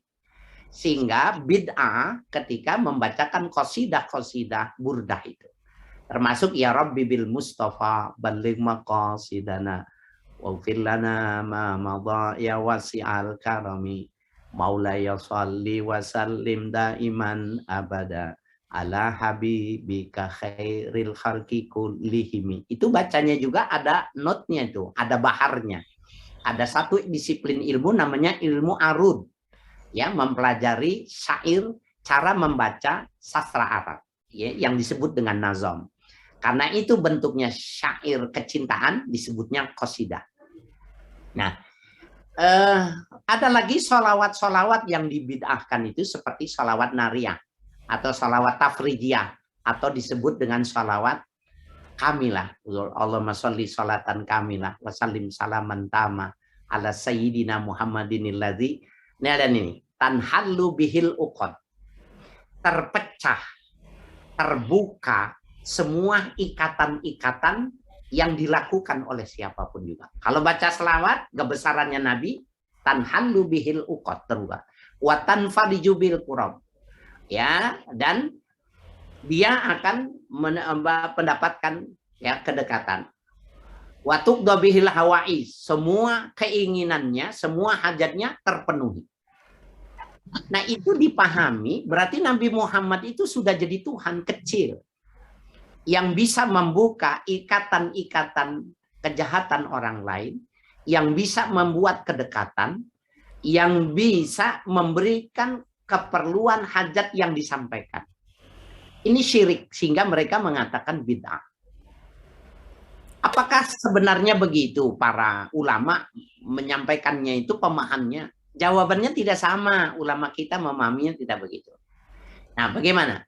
Di dalam Al-Quran itu, sebagaimana bahasa Arab pada umumnya, Nabi mengatakan ini, dalam hadis sahih riwayat Imam Al-Bukhari, innalil bayani la sihra. Sesungguhnya pada retorika itu ada ilmu sihir. Saya ulangin ini hadis sahih. Innalil bayani la sihra. Sesungguhnya pada retorika yang bagus itu, mengungkapkan sebuah ungkapan itu yang bagus itu la sihra. Itu bisa menjadi syair. Nah, bayan yang dimaksud diantaranya itu adalah syair-syair. Orang bisa terpukau. Orang bisa jatuh cinta dan nangis dengan kecintaannya itu. Itu memang Nabi sudah mengungkapkan. Nah, kemudian di dalam bahasa Arab, ya, dalam ilmu Al-Quran ada beberapa disiplin ilmu sastra Arab.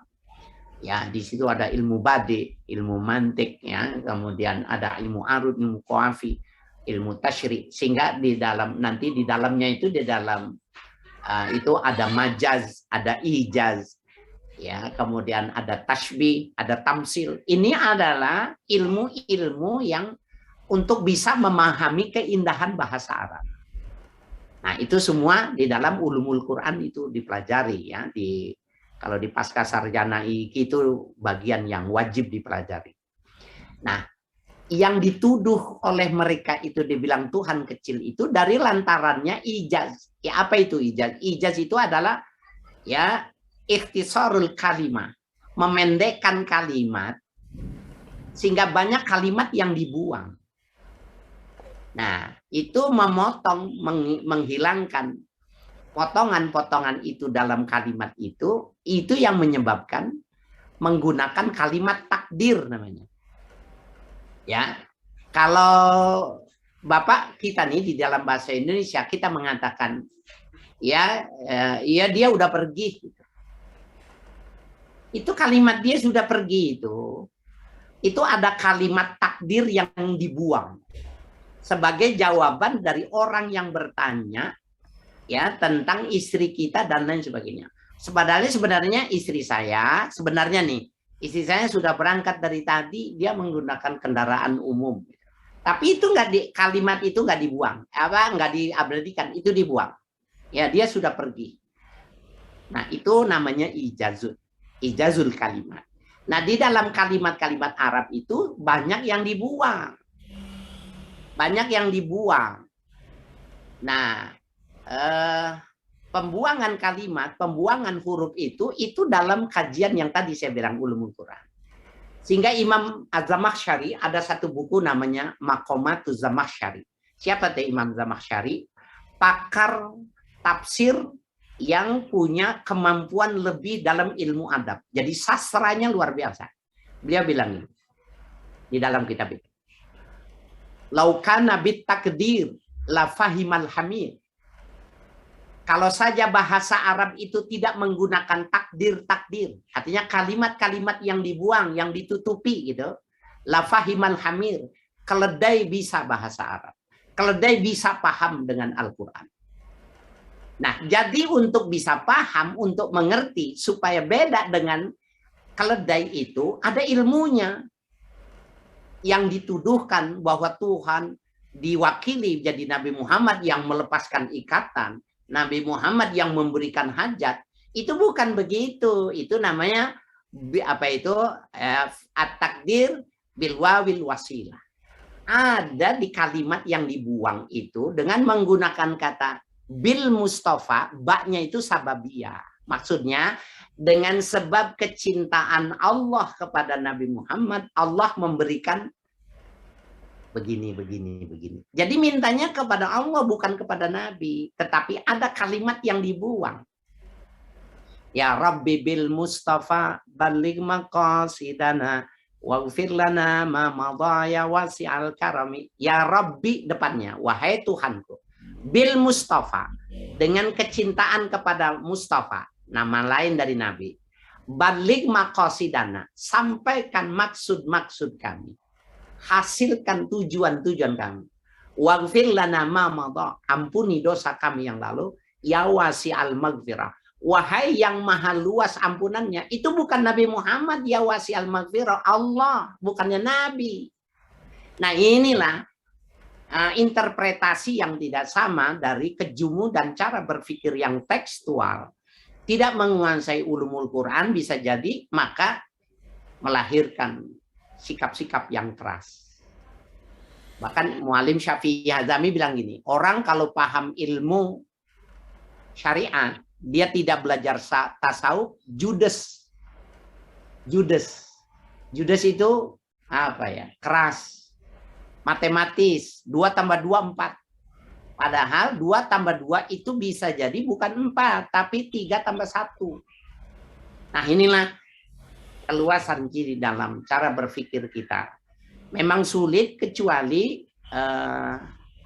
Thalabul Ilmi 385 ini meluaskan sayapnya, bisa menjadi TV 385, kemudian merangkul mereka menjadi narasumber, sering ada dialog, mungkin ada kajian mereka suruh menyampaikan tentang perbedaan pendapat di kalangan ulama. Ada kitabnya namanya Ikhtilaful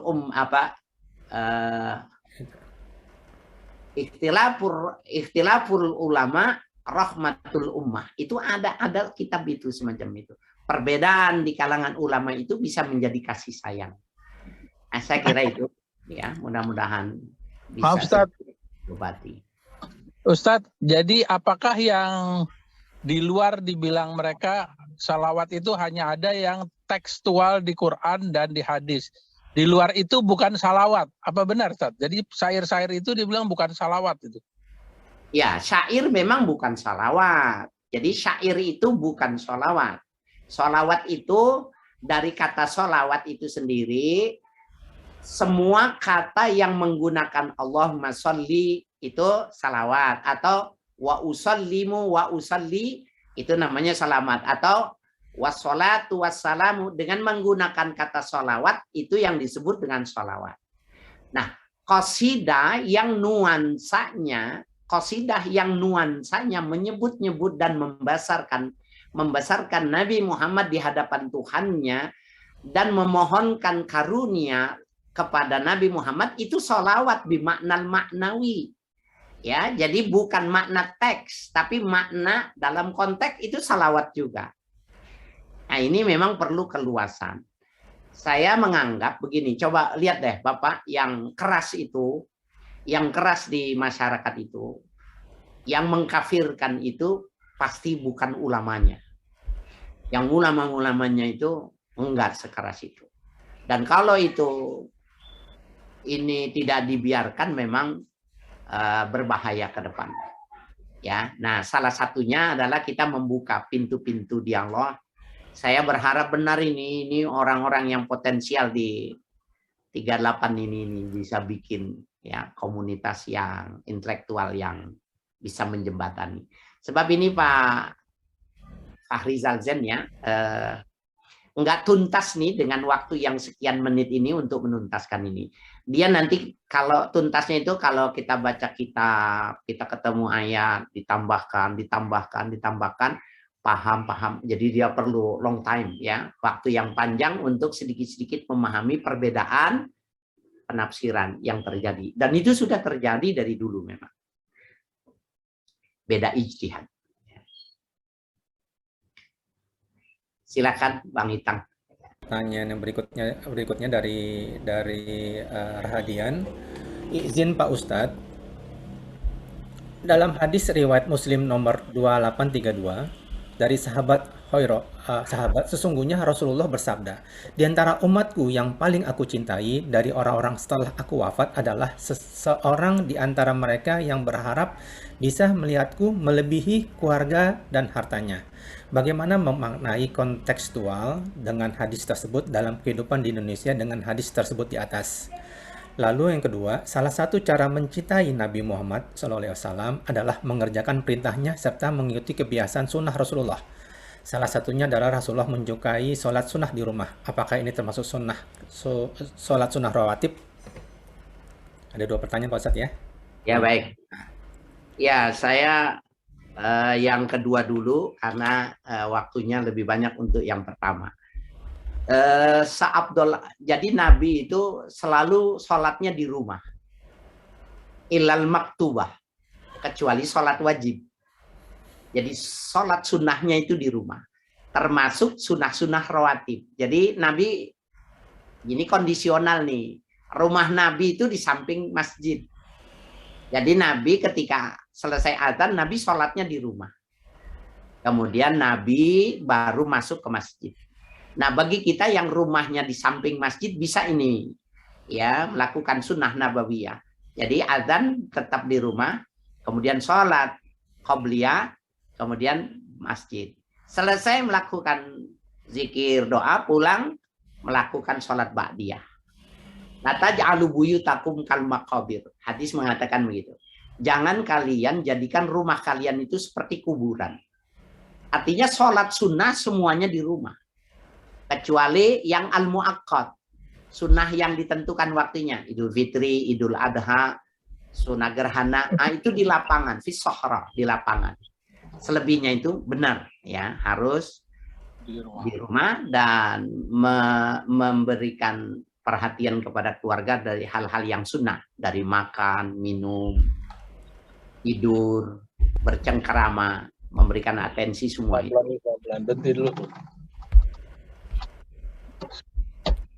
Ya. Ustadz, mana yang lebih afdol Ustadz terkait pertanyaan tadi? Kalau kita berangkat ke masjid walaupun dekat ya, di rumah cuma bisa 2 rakaat, tapi kalau azan kita sudah tiba di masjid, kita bisa dapat misalnya zuhur 4 rakaat, plus masih bisa berdoa yang katanya makbul, dibanding kita sunnah di rumah, terus dalam perjalanan sampai masjid sudah iqomah. Mana yang lebih afdol? Ini asumsinya rumahnya dekat masjid, Pak. Ya, lebih bagus mengerjakan yang diajarkan oleh Nabi, sholat sunnahnya di rumah. Walaupun jumlah rakaatnya lebih sedikit. Karena dalam Islam itu bukan kuantitas, tapi kualitas.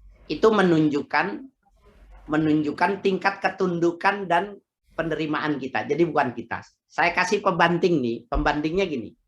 Nabi bilang laki-laki itu nggak boleh pakai emas. Ya, cincin emas nggak boleh. Suatu saat ada yang masih pakai. Kemudian cincin emasnya diambil, dibuang. Setelah Nabi lewat, yang temannya lihat, lainnya bilang gini, ini Pak, ya tentang kualitas ketundukan. Ambil itu cincinnya. Yang nggak boleh pakai, kamu jual aja, uangnya kamu kasih istrimu. Kalau 10 gram, itu berarti 100 juta. Kasih istrimu, karena yang nggak boleh make. Atau kamu kasih istrimu, kamu kasih anak gadismu, karena yang nggak boleh, kamu yang memakai. Tapi apa yang terjadi? Sahabat itu nggak mau. Ya, la akhudzu ma yutrah. Aku tidak akan mengambil sesuatu yang dibuang oleh Nabi. Nah, di sini maknanya berarti kualitas ketundukan itu lebih utama. Sudah ikutin saja. Lebih bagus mana? 4 rakaat di masjid, 2 di rumah. Di rumah 2 rakaat jauh lebih bagus bagi orang yang rumahnya dekat. Ya, oke. Kemudian hadis yang menjelaskan tentang melihatku. Ini kata melihat ini banyak sekali hadis yang menggambarkan tentang orang bisa bertemu dengan Nabi. Man ra'ani fil manam faka'annahu ra'ani fil yaqazah. Itu hadisnya sahih juga.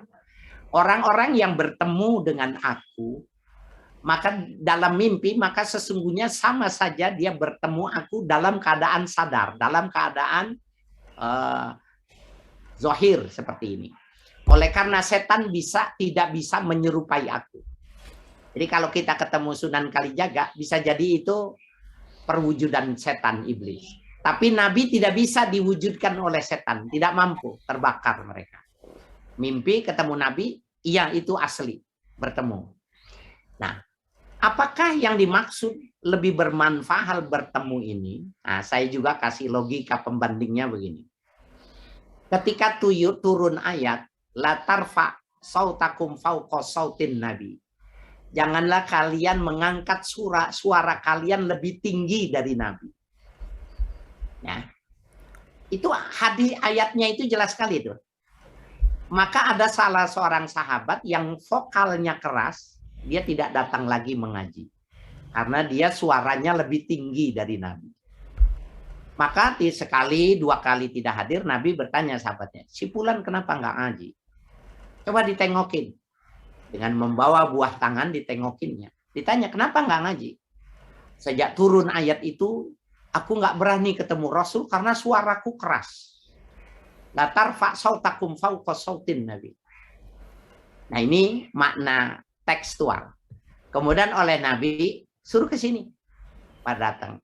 Bahwa yang dimaksud suara di situ bukan suara ini, bukan teks. Bukan makna tekstual. Maknanya apabila sudah ditetapkan, jangan melebihi dari ketetapan Rasul. Itu yang maksud, jangan suaranya lebih tinggi dari suara Nabi. Subhanallah. Ini pemahaman tekstual dan kontekstual yang melahirkan perbedaan pendapat ini banyak sekali di masyarakat kita, ya, yang kadang-kadang karena kekurangan pemahaman mereka menyebabkan itu jadi dasar permusuhan.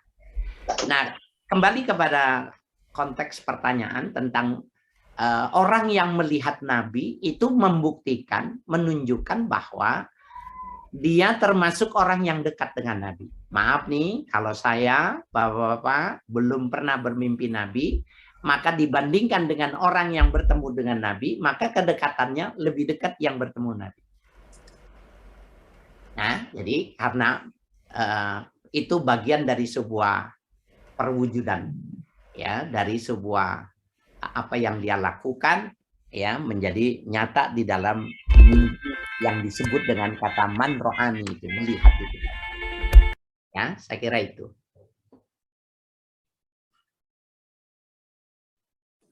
Assalamualaikum Pak Ustadz. Waalaikumsalam. Boleh nanya nggak Pak Ustadz? Iya. Boleh ya? Jangan yang sulit-sulit. Enggak, cuman ini aja tadi soal tentang bertemu Rasulullah. Kita ini kan belum pernah bertemu Rasulullah. Terus dalam mimpi katanya bertemu Rasulullah. Mungkin nggak itu setan yang ngikut bohongin kita, atau memang udah kalau udah di dalam mimpi itu bilangnya ketemu Rasulullah, ya Rasulullah itu berarti gimana tuh Pak Ustadz? Ya, tadi hadisnya saya sudah bacakan. Hadis itu sahih. Man ra'ani fil manam faka'annahu ra'ani fil yaqazah. Orang yang melihat aku di dalam mimpi sesungguhnya sama persis ketika dia bertemu aku dalam keadaan yaqazah, dalam keadaan sadar. Karena setan tidak bisa menggambarkan diriku. Jadi setan tidak mampu. Kalau ngomong juga, setan bohongin kita nggak mungkin juga ya Pak Ustadz ya. Bagaimana? Diulangi gimana? Jadi kalau setannya ngebohongin kita yang ngimpi gitu, ngaku-ngaku jadi Rasulullah itu nggak mungkin. Oh, nggak mungkin, ya? Nggak mungkin. Kalau udah bilang Rasulullah, ya Rasulullah berarti ya. Udah pasti itu Rasulullah. 1000%. Oh ya.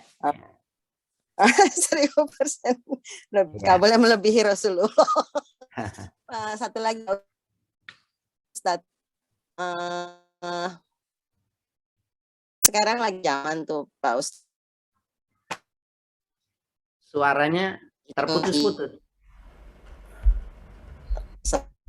Suaranya hilang. Saya tidak bisa menangkap. Di rumah saya. Jadi nih kalau ya. Bagaimana Bang Itang? Bisa nggak, Bang? Nggak bisa, Nila, nggak kedengeran ininya. Nggak kedengeran saya juga. Udah lewat aja deh. Kenapa di chat ya. Lewat. Di chat ya ininya. Oke. Ini sudah suara. Siap. Di chat ya. Oke.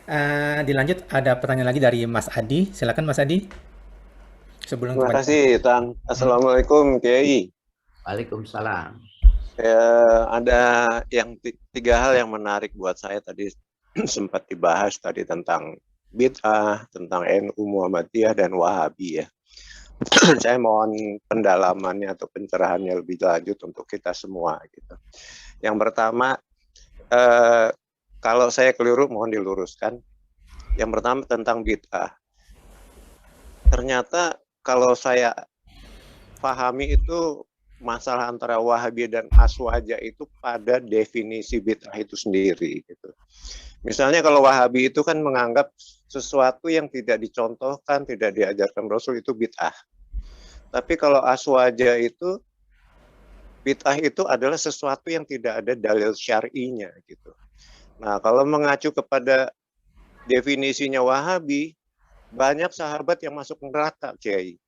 Contohnya misalnya Bilal, Rasul mengatakan kepada Bilal, aku mendengar terompahmu di surga. Amalan apa yang kau lakukan?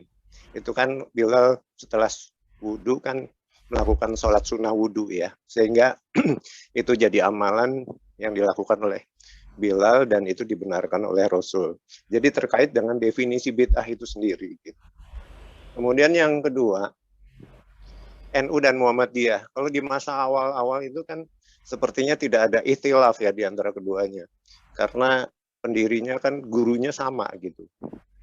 Baru belakangan aja timbul ikhtilaf. Tapi walaupun ada ikhtilaf, kedua belah pihak bisa saling menghargai ya. Beda dengan Wahabi yang sekarang cenderung membid'ahkan kelompok lain. Kemudian terkait Wahabi. Pilar agama itu kan ada 3 ya Kiai ya. Iman, Islam, Ihsan. Iman itu akan melahirkan ilmu akidah, kemudian Islam akan melahirkan ilmu fikih, dan Ihsan akan melahirkan ilmu tasawuf diantaranya. Ya. Nah kalau dari segi akidah, mereka kan menyesatkan Imam Asy'ari, Ya. imam akidah kita gitu. Kemudian dari fikih, Aswaja itu berakidahnya mengikuti Imam Asy'ari dan Imam Maturidi. Dari fikih, Aswaja mengikuti salah satu dari 4 mazhab ya. Nah, yang kemudian terkait dengan tasawuf, Wahabi kan menolak tasawuf itu tidak ada gitu. Padahal itu kan ilmu yang muncul dari ihsan itu sendiri. Kalau dikatakan tasawuf tidak ada, ilmu hadis, ilmu Al-Quran, ilmu tafsir nggak pernah ada di zaman Rasul kan, begitu Kiai. Nah ini ada apa namanya terkait dengan Muktamar Internasional Aswaja yang dihadiri oleh ulama-ulama seluruh dunia Islam sekitar bulan Agustus 2016 itu bersepakat menganggap bahwa Wahabi bukan bagian dari Ahlus Sunnah gitu. Demikian Kiai, mungkin bisa didalami lagi masalah yang 3 ini. Terima kasih. Ya, terima kasih Pak Ade. Ini sebenarnya kalau buat Pak Ade ini nggak perlu saya jawab. Karena memang ya begitu adanya. Tetapi kalau yang hadir ini ingin mendapatkan jawaban, mau tidak mau ya saya urun rembuk ya. Jadi memang benar ya, pada dasarnya perbedaan pendapat kita Ahlus Sunnah dengan mereka itu Wahabi dan turunannya itu Salafi, karena orang Salafi nggak mau dibilang Wahabi. Mereka tidak sejalan dengan Wahabi. Jadi Salafi itu adalah satu komunitas tersendiri menurut mereka itu. Dan prinsip yang menyebabkan terjadinya pendapat itu adalah masalah takrif, masalah definisi. Itu benar memang. Disitulah cikal bakal terjadinya perbedaan pendapat antara Salafi dengan Ahlus Sunnah wal Jamaah. Itu jelas. Tadi alat ukurnya ya, ayat Al-Quran yang dijadikan alat membombardir, laukana khairan lasabakuna ilaih. Nabi ya diberitakan oleh Allah, itulah perkataan mereka tentang Nabi. Kemudian perkataan orang-orang musyrikin itu dijadikan oleh mereka untuk menghantam orang Islam. Itu saja sudah sesuatu yang sangat penodaan ya. Yang kedua, mereka memang mengatakan dalam ilmu tauhid itu, tauhid mereka itu dibagi 3 ya. Ada tauhid uluhiyah, rububiyah, dan asma wa sifat. Sehingga pemahaman Asy'ariyah, Maturidiyah itu hukumnya kafir. Jadi bukan bid'ah, kafir. Ya, saya mendengar langsung itu. Nah, takfiri di dalam sejarah kelompok yang melakukan takfiri, maka dialah yang nanti melakukan hal-hal yang ekstrim. Nah, pada kasus-kasus terjadi pemboman di mana saja yang melakukan terorisme, maka sesungguhnya awalnya lahir dari takfiriyah. Pemahaman-pemahaman yang selalu mengkafirkan. Dan itu fakta sejarah menyatakan itu. Sehingga Asy'ari itu dianggapnya keluar dari Islam. Asy'ariyah, Maturidiyah itu dianggapnya keluar sudah dari Islam. Nah, ini memang menjadi sebuah perjuangan yang mesti panjang dan berkelanjutan. Masalahnya mereka itu sholat sama seperti kita, nabinya sama, agamanya sama, Al-Qur'annya sama. Jadi susah. Ini soal pemahaman. Berbeda kalau Ahmadiyah ya, kita nggak menerima karena mereka seperti sebagian Syiah sudah menambah-nambahkan di dalam Al-Quran. Itu mudah kita mengatakan mereka itu keluar. Tetapi tentang Salafi ini rumit. Paling bisa dia dikeluarkan dari Ahlus Sunnah wal Jamaah. Tetapi dikeluarkan dalam Islam nggak bisa. Cuma memang wataknya keras. Ya, wataknya keras. Dia suka mengirim orang-orang yang tertentu itu di majelis nih, termasuk ya Bapak-bapak sekalian, di majelis-majelis taklim itu yang dimana Ahlus Sunnah pengajian gitu sedang ngaji kitab, biasanya tadi itu dengan sholawat dulu, dengan qasidah dulu, nanti dia bertanya disikat habis itu Ustadz itu. Dan saya mengalami itu ketika mengisi acara di Pangkalan Jati. Pangkalan Jati itu Depok ya, pinggir Depok, sebelah selatan Jakarta, dekat Prikasih itu ya. Tapi saya timpali. Dan sampai selesai, sampai mereka ya jamaah itu marah kepada kepala sekolah ini. Dia seorang kepala sekolah marah dan akhirnya kepala sekolah ini menjual rumahnya, pindah. Jadi pengajian biasa-biasa saja tapi dia nyerang langsung aja. Saya tenang. Alhamdulillah saya tidak emosi. Saya bisa menguasai, kemudian saya jelas. Ya, kemudian mana kitabnya saya suruh bawa ke sini. Saya bilang saya kasih waktu sampai jam 1 malam. Waktu itu ngomongnya jam 9. Saya kasih jam 1 malam. Bapak rumahnya dekat, bawa kemari kitabnya semua. Nanti kita baca bersama-sama.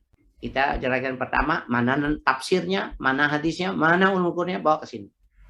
Saya tantangin sekalian. Tapi dengan sopan, ya, dengan lembut, ya, dengan ini. Dan saya bilang bahwa Bapak, tolong disaksikan ini dan tolong direkam ya sehingga kita bisa tahu ya mana yang benar. Apa yang terjadi? Ternyata dia baca kitab aja nggak bisa. Kemudian dia dibilang kitab Al-Umm Imam Syafi'i yang mana? Yang dia bawa itu kitab terjemahan. Saya bilang, Bapak ngerti bahasa Arab tidak? Tidak. Bapak ngerti ulumul Quran juga? Tidak. Bapak ngerti ulumul hadis juga? Tidak. Ya, saya bilang ini diskusinya nggak bisa diterusin nih. Karena nanti yang saya jelaskan Bapak nggak nyambung. Nah ini salah satu fakta. Dan saya merasakan itu. Langsung saya disikat habis. Tetapi dia tidak bisa mempertahankannya. Akhirnya malu, merah. Gitu. Nah, jadi ini susah ini memang nih. Nah, tetapi terakhir ini. Saya nggak tahu nih terakhir apa tidak. Begini. Sekarang ada teori baru tentang living Quran. Living hadis, dan ini adalah metode yang untuk menangkis mereka. Living Quran, living hadis itu begini. Al-Fatihah itu adalah bagian dari Al-Quran yang wajib dibaca di dalam sholat. Alhamdulillah.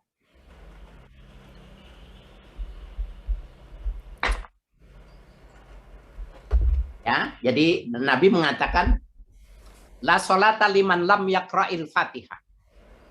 Tidak ada sholat bagi orang yang tidak baca Fatihah. Kalau nggak baca Fatihah, nggak sholat ya. Kecuali orang yang baru masuk Islam, maka dia boleh mengganti sebisanya. Allah, Allah, Allah, sepanjang orang membaca Fatihah.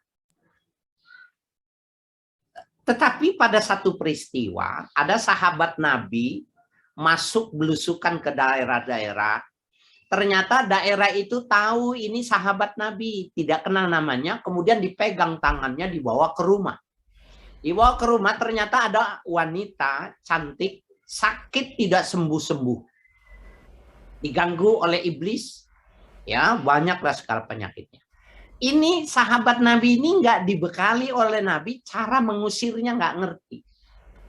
Maka dia mengambil inisiatif, ya, minta air, kemudian dibacakan Al-Fatihah.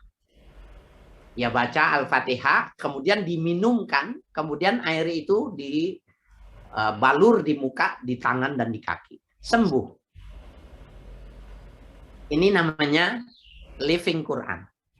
Al-Fatihah yang tadinya hanya untuk sholat, ternyata dipakai untuk ngusir setan. Kemudian dia dikasih uang dan dikasih bingkisan.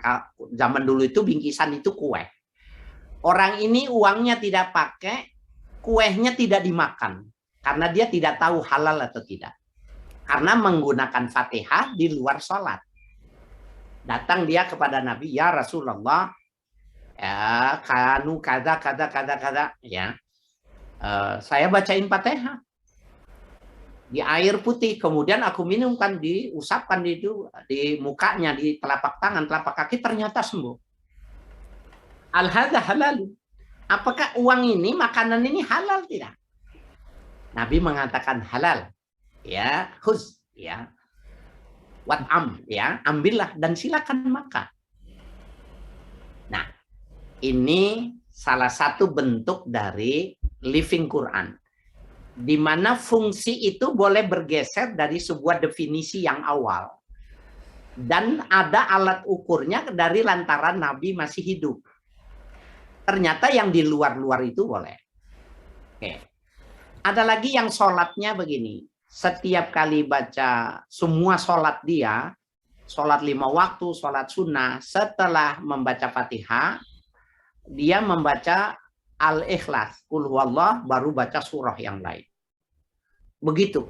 Nabi tidak melakukan itu. Akhirnya jamaah protes, karena berhari, berminggu, berbulan kelakuan itu, protes. Dipanggil keduanya sama Nabi. Apa benar yang kau dituduhkan ini, bahwa kau setiap sholat membaca surah Al-Ikhlas sebelum membaca surah? Ya, dia bilang benar ya Rasulullah. Kenapa kau lakukan itu? Kalau sekarang kan kenapa bikin bid'ah gitu? Dia mengatakan aku cinta kepada surah Ikhlas. Apa jawab Nabi? Dagingmu, tulangmu, darahmu tidak akan disentuh api neraka. Jadi yang bid'ah itu, ketika yang mengkoreksinya masih hidup, itu nggak dianggap menyimpang. Padahal, ya, baca Fatihah itu adalah peruntukannya itu untuk sholat. Ini namanya living Quran. Nah, sekarang living hadis. Nabi SAW ketika hadis ini diceritakan bukan pada anak, tetapi pada cucunya. Ini berarti sebuah perkembangan. Waktu Hasan dan Husain lahir, Nabi yang mengadzankan di telinga kanan, kemudian diikomatkan di sebelah kiri oleh Nabi. Kemudian kalau mau sholat itu adzan. Ada seorang sahabat Nabi itu di tengah jalan, di tengah padang pasir, dia ketemu sama setan yang berwujud. Jadi setan itu berwujud. Maka dia azan. Azan sebisa-bisanya dia. Setan itu kalah, kabur. Maka dia menghadap kepada Rasul. Ya Rasulullah, aku di tengah jalan. Berhadapan dengan perwujudan setan, aku azan. Apakah yang macam itu diperbolehkan? Kalau sekarang, apakah itu bid'ah? Tidak. Nabi mengatakan tidak. Nah, Bapak-bapak sekalian yang berbahagia, akan terjadi seperti ini terus. Bahwa sebenarnya living Quran itu sudah ada di zaman Nabi. Living hadis itu sudah ada di zaman Nabi. Ya. Bahwa azan bukan cuma alat panggil, tapi azan ketika kelahiran. Ya. Sehingga nanti ketika Ahlussunnah wal Jamaah azan pada jenazah di kuburan itu dianggapnya bid'ah. Padahal itu living hadis. Nah, inilah perbedaan-perbedaan yang terjadi. Saya kira itu ya. Terima kasih. Ya, terima kasih. Kiai, apa namanya, kalau tadi terkait akidah itu kan yang membedakan Wahabi dan Ahlus Sunnah kan misalnya tentang sifat 20 ya kan. Kalau Wahabi kan memahaminya tri tauhid gitu kan. Nah, kalau dari fikihnya mereka ternyata tidak bermazhab gitu. Nah, terkait dengan akidah mereka juga menolak yang namanya ayat mutasyabihat ya kan, dalam Al-Qur'an itu terbagi dua, ayat muhkamat dan ayat mutasyabihat. Jadi kalau terkait sama misalnya Allah bersemayam di atas aras, itu kan di aras itu kan nanti istiwa itu kan lebih dari 15 makna gitu. Mereka memahaminya duduk gitu kan. Nah, ini kan berbeda antara duduk yang kalau ahlu sunnah memahaminya ini ayat mutasyabihat sehingga dikembalikan maknanya kepada Allah. Sedangkan mereka langsung memaknainya gitu. Nah, kalau terkait dengan salafi, sebetulnya salafi itu kan pemahaman kita mengikuti pemahaman ulama-ulama salaf. Jadi bisa disimpulkan kita semua ini sebetulnya salafi karena mengikuti pemahaman ulama salaf.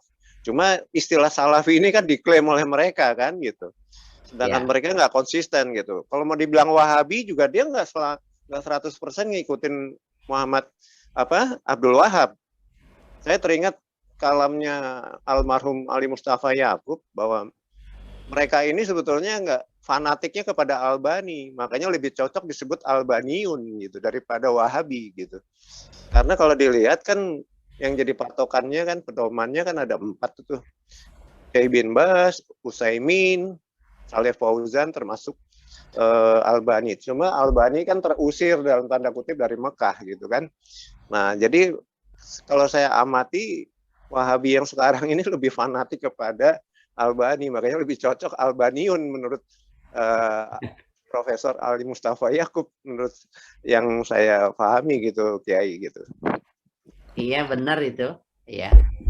Itu Profesor Ali Yaqub itu dosen saya waktu saya di Pasca itu.